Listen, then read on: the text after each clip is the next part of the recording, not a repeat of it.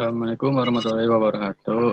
Kami dari kelompok 6, kelas 10 1. Dengan anggota Muhammad Maki, Cita Mardika Idil, Ria Ayu Kusuma, Erika Dwi Septianti, Tulu Naura Nusaidah, Sylvia Diva Pertiwi, dan Tasya Nabila.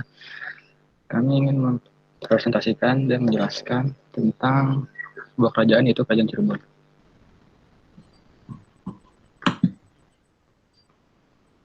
Yang pertama, diawali dengan latar belakang berdirinya Kerajaan Cirebon. Menurut Sulendraningat, Kerajaan Cirebon dulunya adalah sebuah ibu kecil yang dibangun oleh Ki Geneng Talpa yang berkembang menjadi sebuah desa yang ramai dan diberi nama Cirebon atau Campur.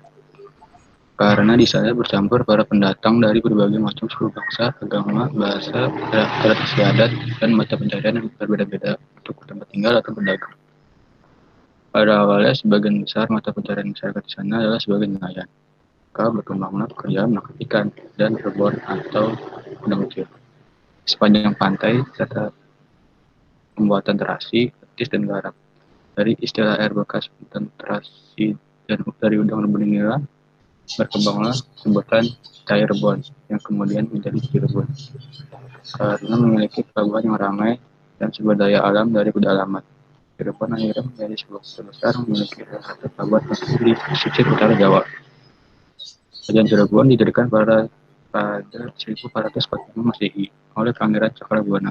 Pada tahun 1479 Masehi, Pangeran Cakrabuana sebagai penguasa Cirebon yang menutupi keraton Pakubuti, Cirebon menyerahkan kekuasaannya pada Sunan Gunung Jati.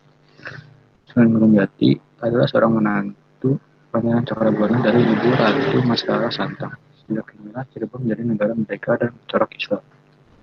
Sebelum dirinya kekuasaan politik Islam di bawah kekuasaan Sunan Gunung Jati, Cirebon dibagi menjadi dua daerah, pesisir dan pedalaman.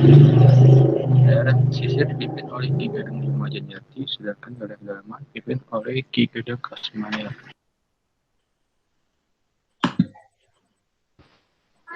Selanjutnya ada raja-raja yang berpengaruh.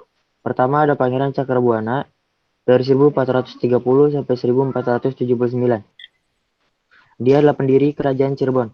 Yang kedua ada Sunan Gunung Jati dari 1479 sampai 1568. Dia menyiarkan Islam ke Kuningan, Banten, membangun pos dan pendukuhan di Pisangan, Sedari, Karawang, pendiri Masjid Agung Cipta Rasa, berhasil menaklukkan wilayah Talaga, menguasai wilayah Banten, menyatukan Kesultanan Cirebon dengan Banten, mengadakan perjanjian damai dengan Kerajaan Pajajaran. Ketiga ada Fathaillah 1568 sampai 1570. Dia memimpin perang dalam menguasai Sunda Kelapa. Selanjutnya ada Sultan Zainal Arifin dari 1568 sampai 1649. Persahabatan dengan Kesultanan Mataram, membangun benteng Kuta Cirebon, membuat kereta Singabarong. Terakhir Sultan Abdul Karim dari 1649 sampai 1666. Dia adalah penguasa kerajaan Cirebon terakhir sebelum terbagi dua.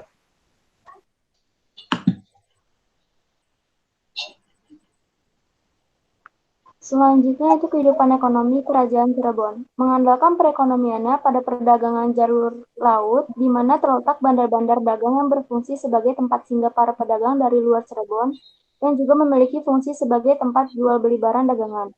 Sejak Syarif Hidayatullah memerintah, bandar-bandar di Cirebon makin ramai. Selain itu, perekonomian Cirebon juga didukung oleh kegiatan masyarakatnya yang menjadi nelayan. Namun, setelah perjanjian 7 Januari pada tahun 1681 antara Kerajaan Cirebon dan VOC, keraton dan perdagangan, karena VOC memegang penuh hak monopoli atas beberapa jenis komoditas perdagangan dan pelabuhan.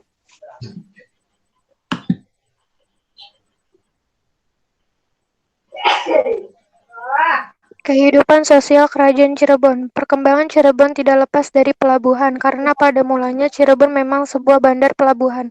Maka dari sini tidak mengherankan juga kondisi sosial di Kerajaan Cirebon. Juga terdiri dari beberapa golongan.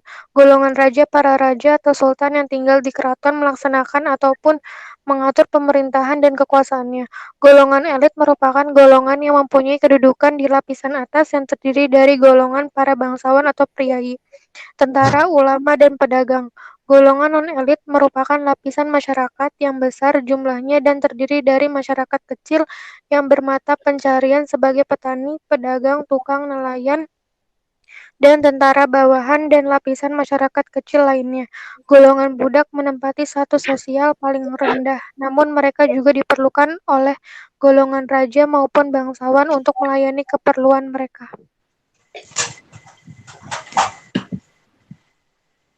Kehidupan budaya Kerajaan Cirebon. Keraton para keturunan Sunan Gunung Jati tetap dipertahankan di bawah kekuasaan dan pengaruh pemerintah Hindia Belanda. Kesultanan itu bahkan masih dipertahankan sampai sekarang. Meskipun tidak memiliki pemerintahan administratif, mereka tetap meneruskan tradisi Kesultanan Cirebon. Misalnya melaksanakan panjang jimat atau peringatan Maulid Nabi Muhammad SAW dan memelihara makam leluhurnya Sunan Gunung Jati.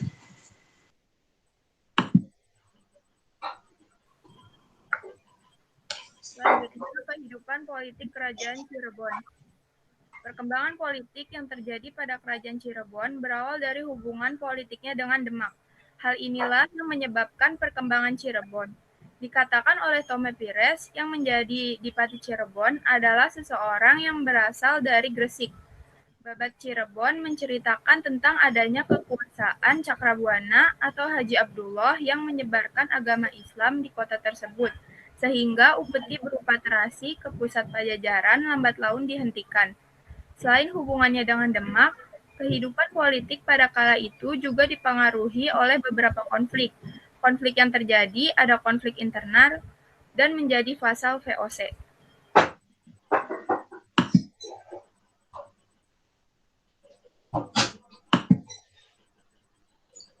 Keraton Kesepuhan Cirebon dibangun oleh Pangeran Cakrabuana pada tahun 1430.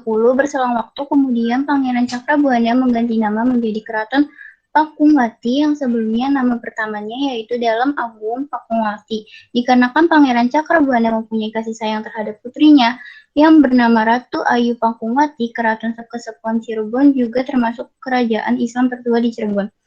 Nyimas Pakuwati menikah dengan sepupunya yang bernama Syarif Hidayatullah. Syarif Hidayatullah merupakan tokoh agama terkemuka di Indonesia dan orang sering menyebutnya dengan sebutan Sunan Gunung Jati.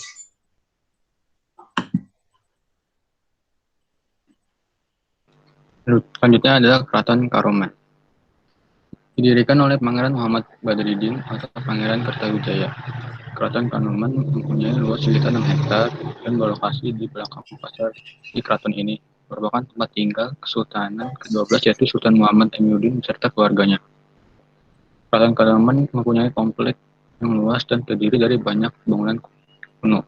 Di keraton ini terdapat 2 kereta yang disimpan dan merupakan peninggalan kuno dari Kesultanan Cirebon yaitu kereta Paksi Naga Lima dan kereta Jemaah. Kesultanan Kanoman merupakan pembagian dari Kesultanan Cirebon yang dibagi kepada putra Pangeran Girilaya yaitu Pangeran Raja Kartawijaya.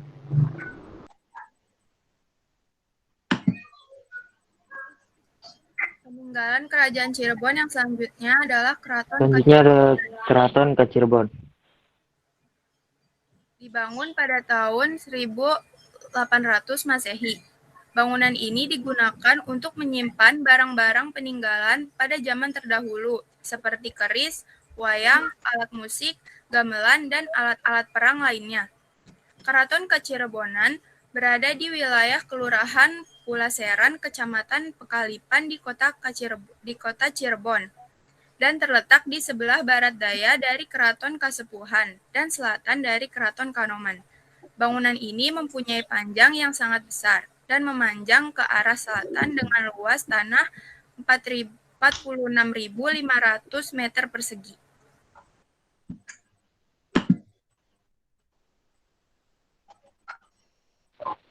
Selanjutnya adalah Keraton Keprabon. Keraton Keprabon adalah tempat belajar yang didirikan oleh putra mahkota Kesultanan Kanoman, sebuah divisi dari Kesultanan Cirebon. Pangeran Raja Adipati Keprabon memutuskan untuk mengeksplorasi pengetahuan agamanya dalam Islam.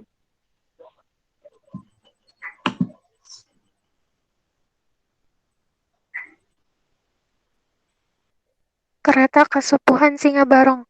Kereta Singabarong Kasepuhan adalah karya Panembahan Losari, cucu Sunan Gunung Jati yang dibuat pada tahun 1549. Bagian depan kereta Singabarong memiliki bentuk balai gajah yang melambangkan persahabatan Kesultanan Cirebon dengan orang India. Negara dan kepala naga melambangkan persahabatan dengan negara Cina dan orang kaya dan tubuh buruk melambangkan persahabatan dengan negara Mesir. Senjata trident di belalai gajah adalah simbol ketajaman, kreativitas, rasa, dan niat manusia. Demikianlah hasil presentasi kelompok kami. Kurang lebihnya mohon maaf. Wassalamualaikum warahmatullahi wabarakatuh.